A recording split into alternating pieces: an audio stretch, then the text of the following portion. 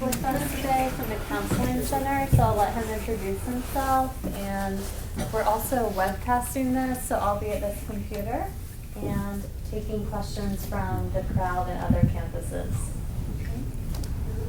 Hi, good afternoon, everyone. My name is Mike Gottlieb. I'm a psychologist here at the Drexel Counseling Center, and I'm also the group and workshop coordinator for the Counseling Center.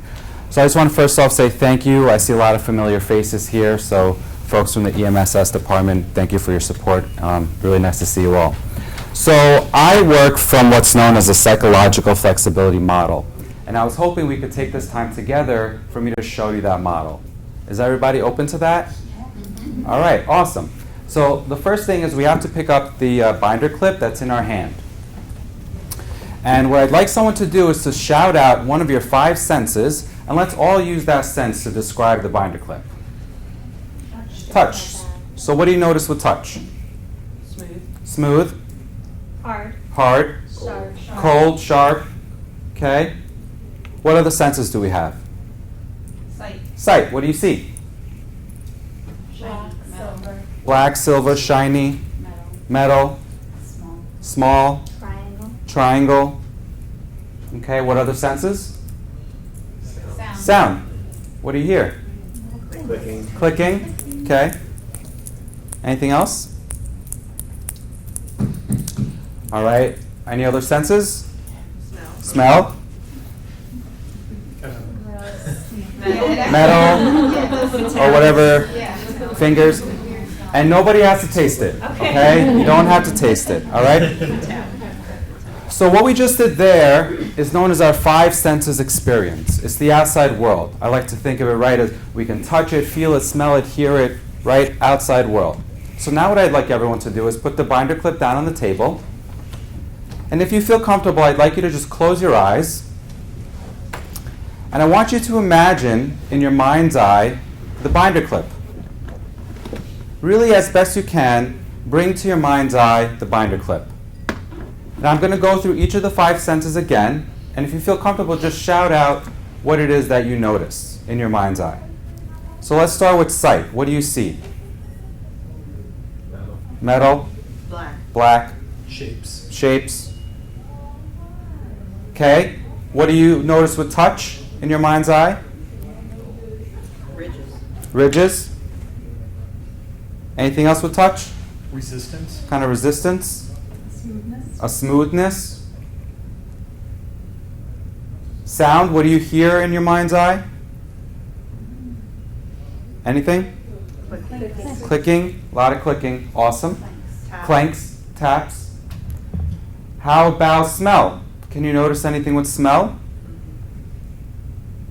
Yes, what do you? Metallic. And then finally, in your mind's eye, if you really want, you can taste it. All right, that's the end of the comedy hour. You can open up your eyes. And so what we just did there is our mental experience. Okay, that's the inside world. Now, was everybody here able to notice that there's a difference between our 5 senses experience and our mental experience? Can you notice that there's a difference between those two? Yes? All right. So that goes right here in the middle. That's our ability to notice, and more specifically in this circumstance, the ability to notice a difference. Okay? So next I want to move toward this towards arrow. I'd like everyone to take a moment, and this is kind of what I posted first off for everyone to think about. You don't have to tell me who right now, but I want you to get in touch with someone that's important to you, someone that you really care about, someone that's easy to care about. And I want you to get in touch with what it feels like when you're moving towards that person, when you're really connecting with that person. And just take a moment and get in touch with what that feels like to move towards someone that you care about.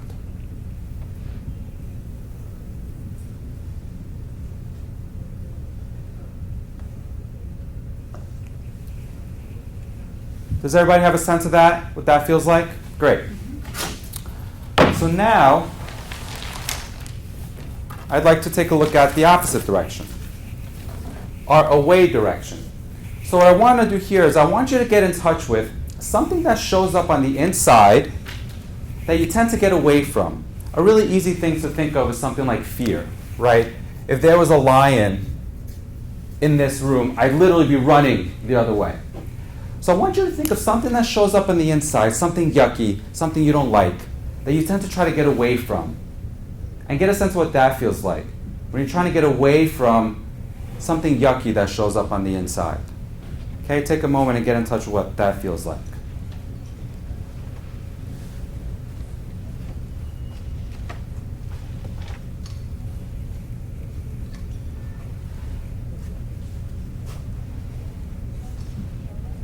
Does everyone have a sense of that? What it feels like to try to get away from something yucky that can show up on the inside? Right? Cool. So once again, let's go back to the noticing. Can everyone here notice that there's a difference between what it feels like to move towards someone that you care about compared to away from some kind of unwanted internal experience? I see a lot of head nods. Awesome. So there it is again. It's our ability to notice.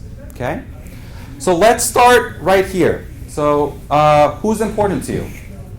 My brother. Brother?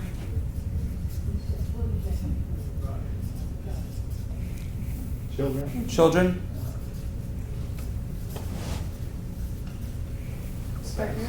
Spouse? Partner? Friend. Friend? Your BFF? Parents? Do we have any pet owners in the house? Are your pets important to you?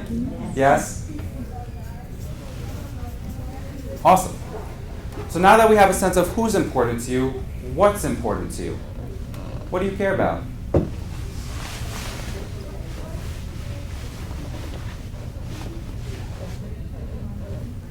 Financial security. Financial security. What else? Health. Health.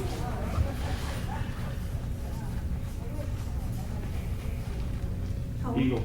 Home. Some say the Eagles. Home. Eagles. Family. I'm from New York, so I don't agree with that. What else? Time. Time. What else do you care about? Purpose. Purpose.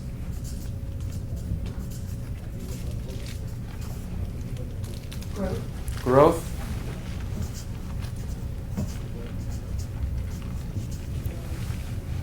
Anything else? Balance. Balance.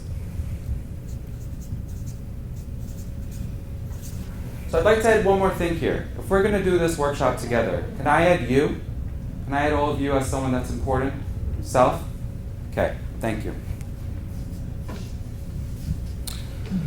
All right, so now we're going to move on to this section. What shows up on the inside that gets in the way of you moving towards who and what's important to you? So what shows up on the inside, what yucky stuff that gets in the way of you moving towards who and what is important to you? Anxiety. Stress, anxiety.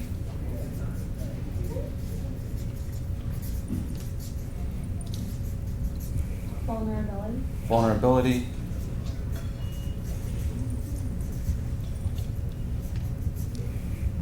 Anger. Anger.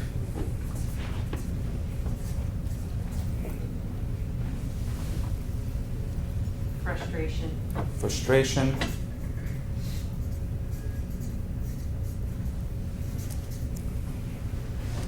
Internal pressure that we put on ourselves. I'm not Okay. sure the best way to word that. Like, yeah, I'll just write internal pressure, kind of this high expectations for ourselves. But yeah, an expectation. Internal pressure. Doubt. Doubt, so self-doubt. Or it could even be like doubt in general. It doesn't even have to be about self-doubt. Distractibility and task switching. Distractibility. What was the second one? Task switching. Task switching.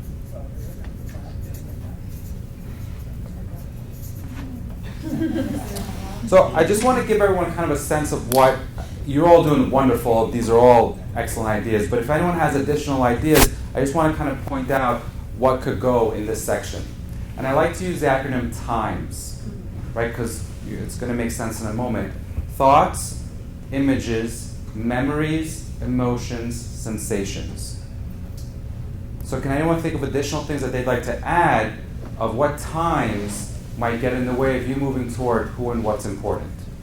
Thoughts, images, memories, emotions, or sensations.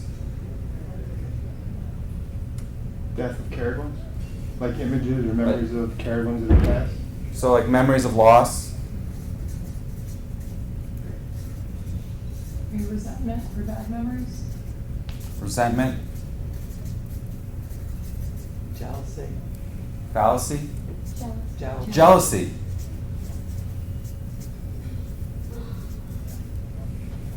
Jealousy, good one. Resentment, memories of not wanting to have the bad memories, right? Like you were saying, memories of something bad that happened in the past. Great. All right, so now we're going to move up to here. So what I want everyone to imagine is that when we're in the five senses experience, the outside world, I want you to imagine as if you had a video camera on you, right? So anything that goes up here, I could see you doing. Okay? I could visually see you doing. So when stress shows up, what is it that you do to try to get away from that stress? Sleep. Sleep, Shop. sleep, shop, Breathe. Eat. eat, breathe. Walk. Work out. So gym or other workouts. I'll just write workout. Yell? Yell.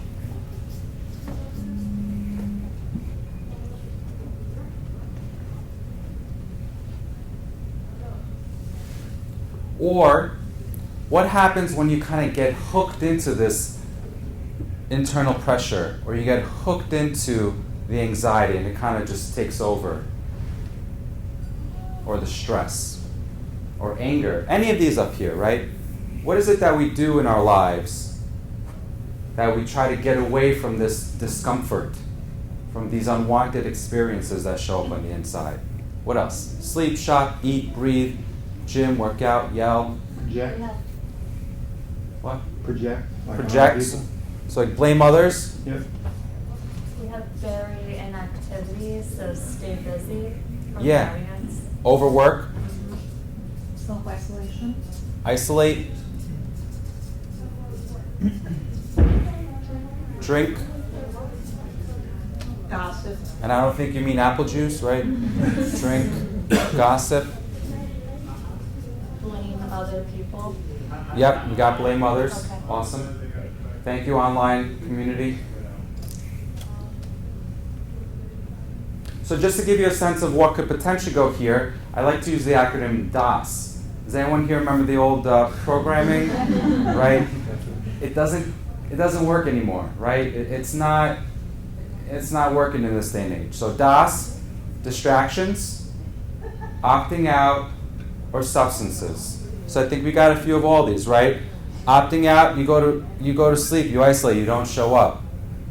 Substances, eating, drinking, those are substances. Could be other ones, drugs. Opting out, distractions. No one said binge watching Netflix here? Come on. Netflix. Just one more episode, right? Social media. And what I would even add to that is our telephone, right? So, I don't feel comfortable in this situation. I'm just going to pretend and go on social media or video games or anything else that we do in life. But obviously there's those, but there's the yelling at others, blaming others, right? Anger shows up.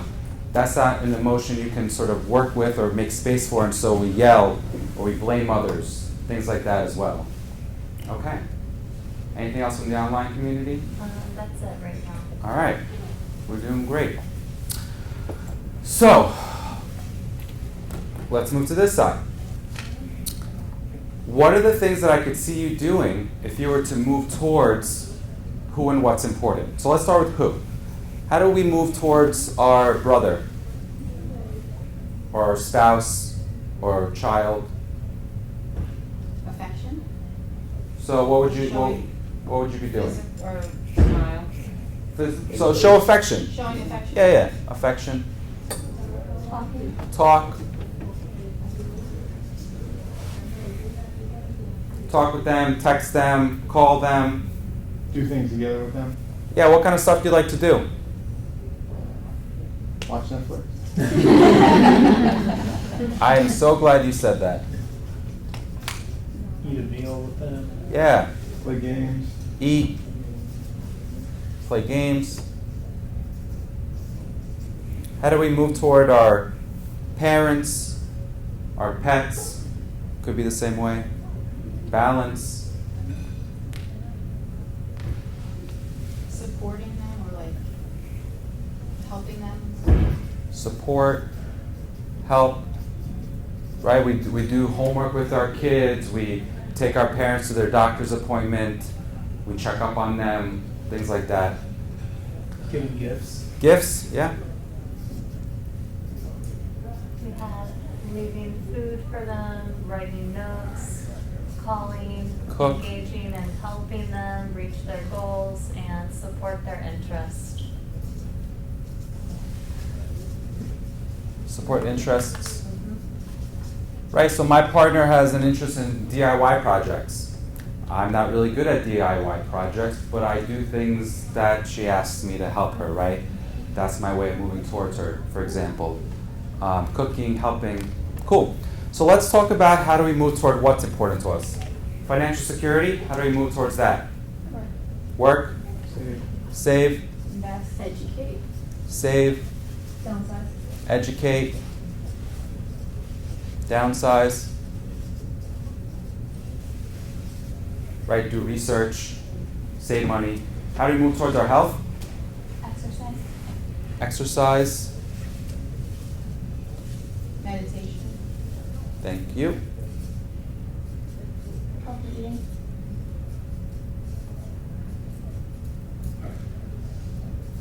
Healthy eating.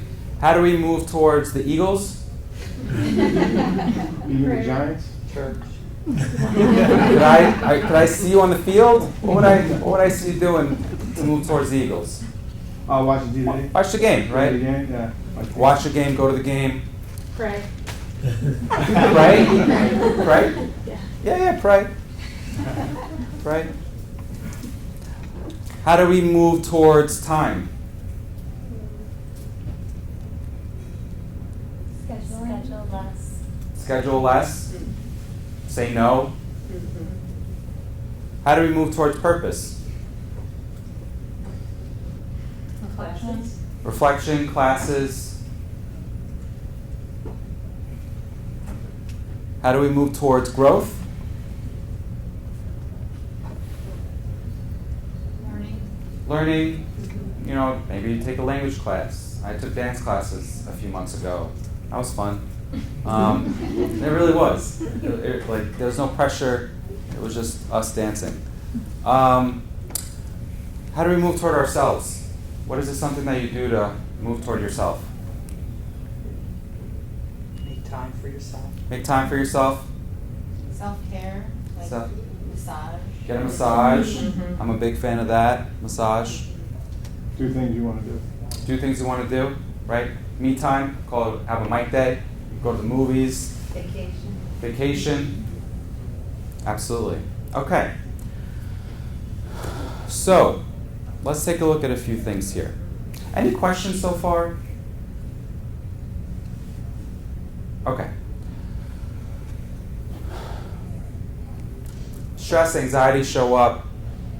Frustration, resentment, thoughts about, this is too hard, I can't do it. Memories, right? Any of the times. Thoughts, images, memories. And we do this. We go to sleep. We binge watch Netflix. We have a glass of wine or two or three or a bottle. We yell at someone. How do we feel in that moment? Like just that immediate moment. Awful. Well, you're stressed, right? Overwhelmed. And you go take a nap. And you go to sleep. How do you feel in that moment? Relieved. Relief, right? So it makes complete sense why we do these things, because it offers us an immediate sense of relief. It's very addicting. Our mind, our body, does not like to feel discomfort. And so it's programmed to immediately try to figure out a way out. And so in the short term, it offers that immediate sense of relief. And that's why it's very addictive.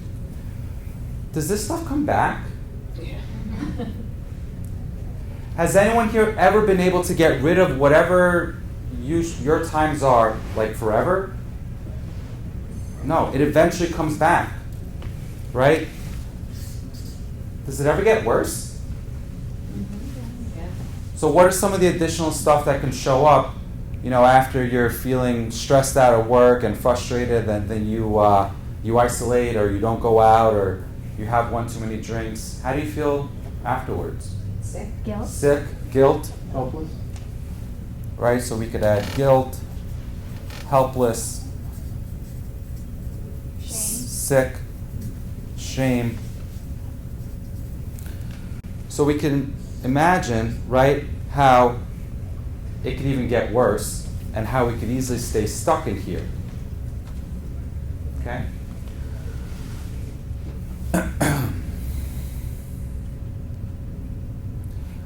So another really interesting thing. Netflix is here, Netflix is here. Eating is here, eating is here. So who would know if you were turning to food as a way to get away from your discomfort, from those unwanted times, or if you're having a meal with your partner celebrating your anniversary? Who would know if you're watching Netflix to not feel the discomfort of working on that project that you have to do at work, or deal with that family member, or whatever else might be going on? Or if you're watching Netflix as a way to move towards your kids and get closer to them and do an activity with them? Who would know? You. You are the only ones that know. You are the only ones that can notice the difference. Because to the outside world, it just looks like you're eating or watching Netflix. Okay.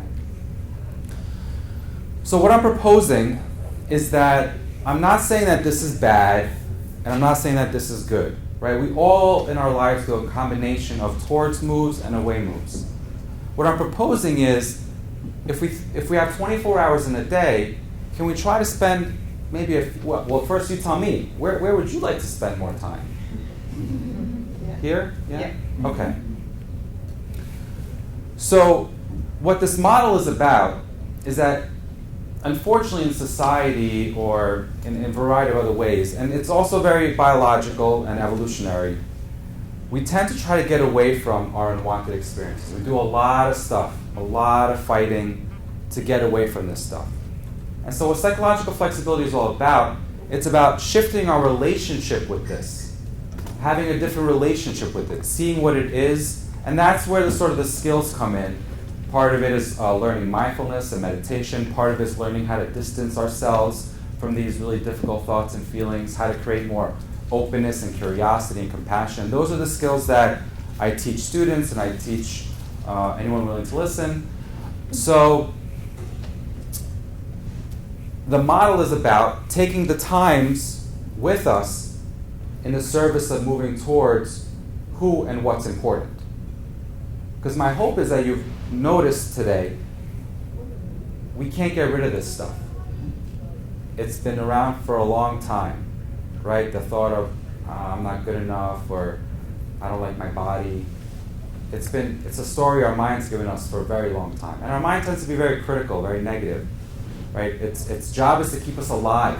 It's a don't get eaten machine. It doesn't think about the long term. It doesn't think about the big picture. It's looking for that short-term relief, right? And so are we willing to take the times with us as we move towards who and what's important? Because if that offers relief, what would you say this side offers? How would you characterize, what does it feel like when you're moving towards who and what you care about? What kind of life is that? Fulfilled, Joy. exciting, comfort, joy, right? A lot of words we can use. I like a nice short one, vital, right? Sense of living a vital, meaningful life.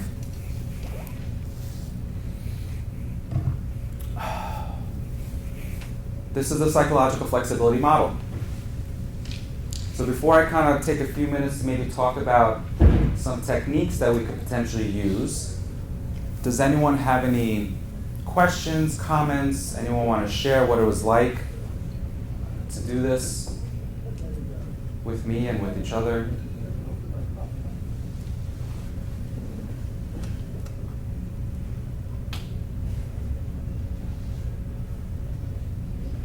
Yeah. Thought that's coming to me is just like how everyone has the same experiences. Like I think we could all relate to most of what's up there, and so it's just this human experience. That Yes. It's not unique to us. We're all kind of with this cycle away and toward. Absolutely. And I really like that you said that, because from the psychological flexibility model, I'm not really big into pathologizing or labeling someone, or you have an anxiety disorder, or you're struggling with major depressive disorder, because the philosophy is that this is part of human suffering, right? This is part of our relationship with language, which I'll talk a little bit about. But being human, you're going to suffer, you're going to experience pain. And the interesting thing, if we think about it, right, if this is considered our values, if this is who and what's important to us, then on the other side of the coin is pain, right? If you didn't care, you wouldn't worry, right? If you didn't love your kids, you wouldn't worry about them. So a lot of times I'll tell folks, I can get rid of your worries. I would just be getting rid of everything that you cared about. Right? If you didn't care about your job, you wouldn't worry about your performance. So, any other reflections? Thank you. Okay, so I want to just circle back to here for a little bit before I jump into language. So, this is values, and values has two definitions. It's who and what's important, and then it's a way of being. So, for example, let's say you were your children and you were supporting them and helping them, right? You're doing math homework with them or something. So, right, you value your kids, you value helping them. How do you want to be while you're helping them? How do you want to be when you're actually doing the action? Yeah. Present. So you want to be focused, right? Maybe not on your cell phone or thinking about work issues. You want to be present. How else? Caring. Patient. Positive. Not saying, you're stupid, why don't you get this? Hitting them over the head. Right? Like my mother did. No, I'm just kidding. So, values has two pieces to it. It's who and what's important, and the quality that you want to bring to it, right? So when you're hanging out with your partner, when you're spending time with your friend, how do you want to be approaching that? Same thing, if you're doing your work, how do you want to be when you're approaching your research, right? Or your class, or the project, or the PowerPoint you're creating? Do you want to be beating yourself up about that? Do you want to tell yourself that you're an idiot? Your mind might, but then we have a choice of being able to notice what's happening. So that's the first step. Let's get back. Step one is you have to start noticing. So now that you're all familiar with this, and I hope people will come up and maybe take a picture afterwards. The first step is just start noticing the things in your life. Is this a five senses experience, or is this a mental experience? Right? When you come to these crossroads, is what I'm doing moving me toward who and what's important? Or am I moving away from something uncomfortable showing up? Right? Why am I going to the fridge at 9 o'clock at night? Okay? So that's step one. Can you just start noticing where things fall on your life? You can even, create this, take a picture of that, jot down a piece of paper, start thinking of ideas for yourselves. So that's step one. Step two, I like the idea of name it to tame it. Okay? Name it to tame it. you want to name what's showing up here. Because the moment you name something, it takes it from being like here, like, I'm stressed, I'm overwhelmed, I can't do this is too much, to I'm having the thought, this is too much. I'm having the feeling of anxiety. I'm noticing tension in my chest, right? So you want to actually label the times.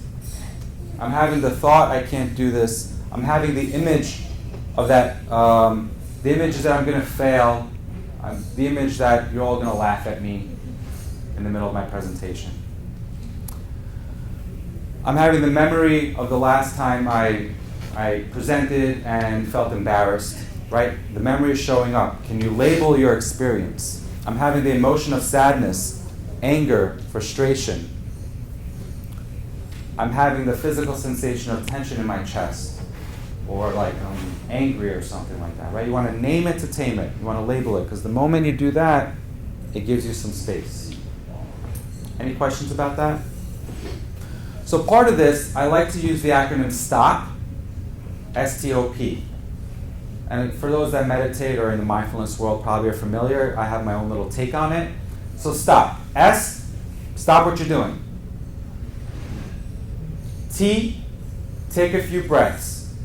Take a step back. O, observe your times. Do a little quick check-in. What am I thinking? What am I feeling? What's showing up in my body? Observe the times. P, proceed effectively.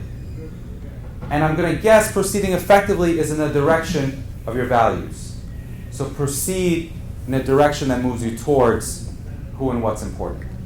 So stop. Okay? Nice. Not. I think I'm done with the acronyms for the most part. S-T-O-P, stop. Stop, take a few breaths, observe the times, and proceed in a way that's meaningful to you. Okay? So I want to just talk very briefly about language, because a big part of this is that we tend to just buy into whatever our mind gives us. We tend to believe that whatever we're thinking is the rule of law, it must be true, I have to do it. And unfortunately, our mind is about 80% critical. So when it's telling you all the stuff to worry about and that you're not good enough and you can't do it, and when you buy into that, it's not very helpful. And so for me, the way I always look at what my mind is giving me is I ask myself a simple question. Is this helpful or is this unhelpful? Is this helpful in moving me towards who and what's important, or is it unhelpful? And that simple question, is this helpful or unhelpful, gives me some distance. Right? It's not about fighting, yeah, I'm good enough, I'm not good enough, I can't. Because then, the moment you start fighting with it, I mean, you've given it power. So, I want everyone to imagine you just won $1 million. What would you do? Can everyone imagine what you would do? Great. Now, I'd like everyone to think of an embarrassing moment.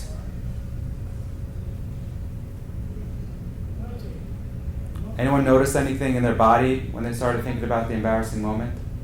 You're shaking your head. What'd you notice? Like, butterflies. Butterflies, Yeah. right? Mm-hmm. Twinkle, twinkle, little. Star. Twinkle, twinkle, little. One more time. Twinkle, twinkle, little. Star. Okay.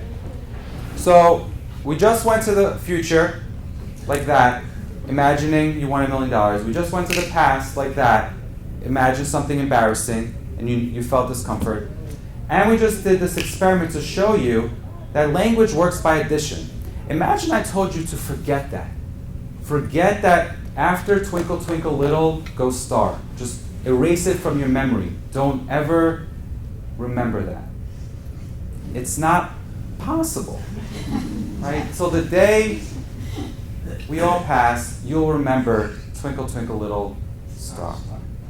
And that's part of the issue, is that language works by addition. So the stories that we've been struggling with since we were teenagers or even younger, they just, they've changed, they've moved on, but they've remained for the most part. So I'd like to do a little language experiment if you are all open to it. Yes? Okay. So I want everyone to close their eyes. And I want you to imagine a lemon. A nice yellow lemon. And I want you to cut that lemon in half and take a bite out of it.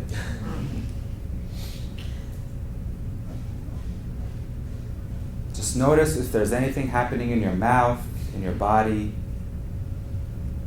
Take one more bite. All right, open your eyes. What did you all notice? My mouth started twitching. Mouth started twitching, Start grimacing. grimacing, Salivary glands. salivary glands. There's no lemon here. There's no lemon. Right? Look how powerful our mind is. So you ready for the silly experiment?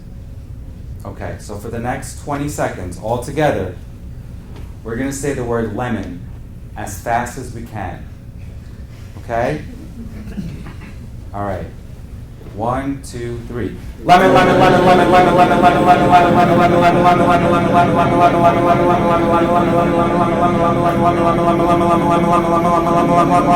lemon,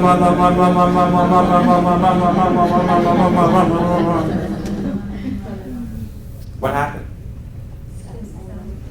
Well, yes, we did stop saying lemon.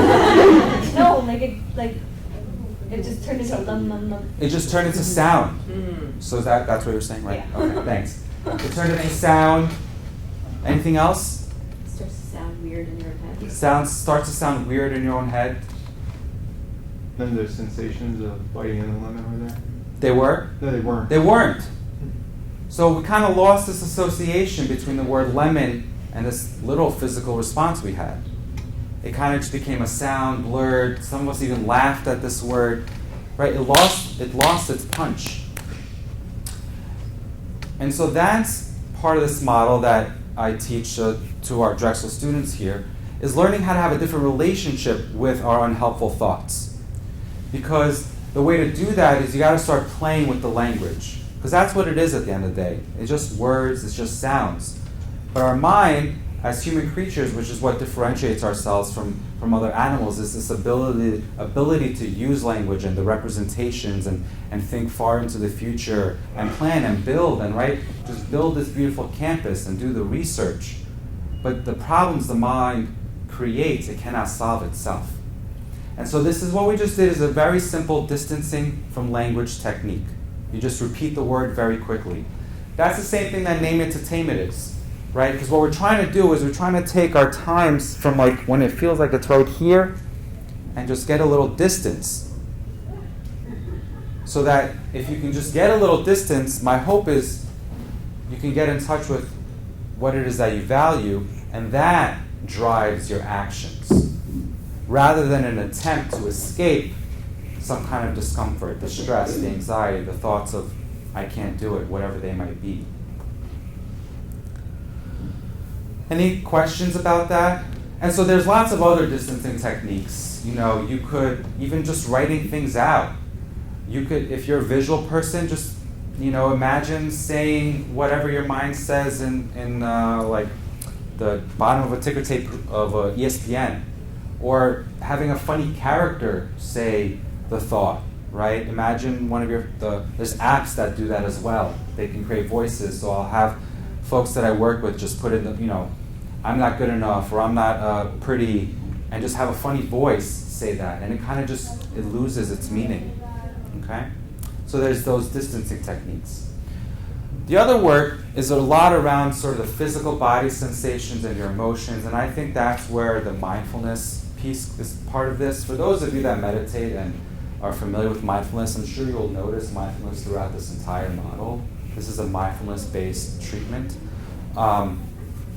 But mindfulness, it's really about what it is that you're trying to use it to train it, right? You can use it to try to train your attention.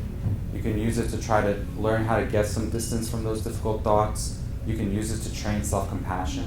So there's a lot of good research that just came out that the benefits are really about what it is that you use it for, right? So if you're just training attention, right? Noticing your mind wandering, bringing it back on your breath, for example.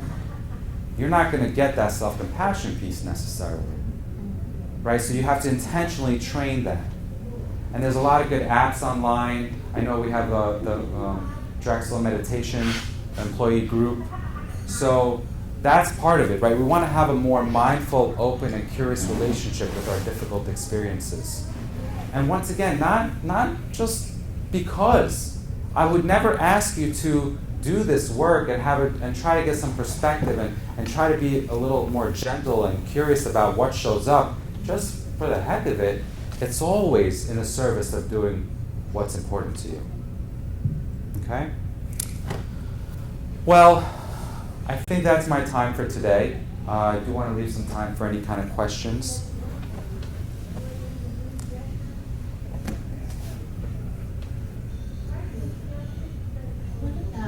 The word that comes up for me, and I love all this and it's fantastic, is residual. Like, even with doing the distancing, there's like a residue of the, do you know what I mean? So it's Oh, sort sure. of, right, so it's, I don't know how to, yeah. It doesn't just, you know, But that, so, you just have to keep doing it, right? well, what I'm hearing is your mind is saying, but this is still going to be there, Yeah. right? But I would It's really still- prefer it's gone. I really prefer it's not there. And that's just how the whole system is set up. Yeah. And so it's really about having a completely different relationship with what is showing up.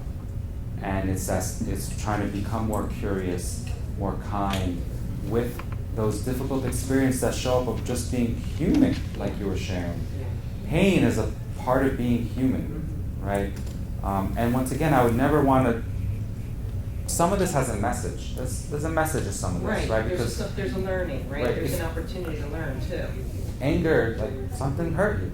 So I'm guessing you must care about something. And so a lot of times, can we get underneath of it so we can maybe hear what it's saying, that part, and hear maybe, well, what's the value behind it? What's because if we keep ignoring it Right. with food and alcohol and Netflix, and we never actually listen to that part of ourselves that's saying, hey, I'm not happy about something, That's good. We're listening, yeah. right?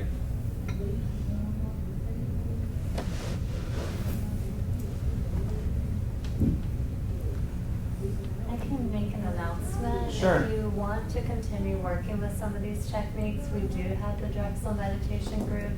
It's every Thursday in the Han Ida Chen room, which is now at 3225 Arch.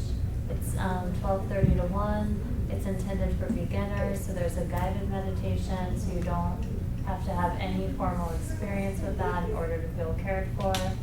Haji Shrestler runs that group. Do you want to say anything else about that? No, just, I encourage you to join us any Thursday. And you're welcome to contact me if you need more information. We also have another workshop on November 8th called Self-Compassion. Send yourselves a friend request. That is not going to be videoed because it's a little more intimate, but that will be also in the Han Ida Chen room. You can register for that in Career Pathway, and that is intended to help you connect with yourself and kind of pick up on some of the pieces that we laid today. So that would be a good follow-up if you want more. And I have my cards are here if you want any kind of resources. There are books out there, podcasts, and I'd be more than happy to speak with anyone more about psychological flexibility, which is what I teach here. Thank you.